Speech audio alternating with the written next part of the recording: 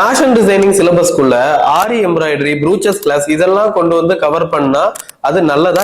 So இப்போ ரீசெண்டா இன்ஸ்டாகிராம்ல நிறைய பேர் பாத்தீங்கன்னா ஃபேஷன் டிசைனிங்ல நான் அதிகமான சிலபஸ் கொடுக்குறேன், ஆரி எம்ப்ராய்டரியில இத்தனை ஸ்டிச்சஸ் கவர் பண்றேன், ப்ரூச்சஸ்ல இவ்வளவு கவர் பண்றேன், இது எல்லாமே நான் உள்ள கொண்டு வரேன் அப்படின்னு நிறைய இன்ஸ்டிடியூஷன்ல நிறைய பேர் அப்டேட் பண்றாங்க.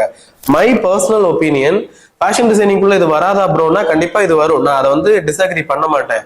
ஆனா ஒரு ஃபேஷன் டிசைனிங் கத்துக்கணும் அப்படின்னு ஃபீஸ் கட்டுறாங்க அப்படின்னா அவங்களுக்கு டெய்லரிங்ல ஸ்டார்ட் பண்ணி பேட்டர்ன் மேக்கிங் க்ளோஸ் பண்ணி இல்லஸ்ட்ரேஷன் கொடுத்து அதுக்கப்புறம் அது வெதர் இட் இஸ் டிஜிட்டலா இருக்கட்டும் இல்ல ஹேண்ட் இல்லஸ்ட்ரேஷனா இருக்கட்டும், அது கூடவே விஷுவல் மெர்ச்சன்டைசிங், ஃபேப்ரிக் சோர்சிங், ஃபேப்ரிக்னா என்ன, ஃபைபர்னா என்ன, இந்த மாதிரி இது ரிலேட்டடா இருக்கிற மத்த எல்லாமே நீங்க கொடுத்து அதுக்கப்புறம் இதை நீங்க கொடுத்தீங்கன்னா ரொம்பவே பெட்டரா இருக்கும்.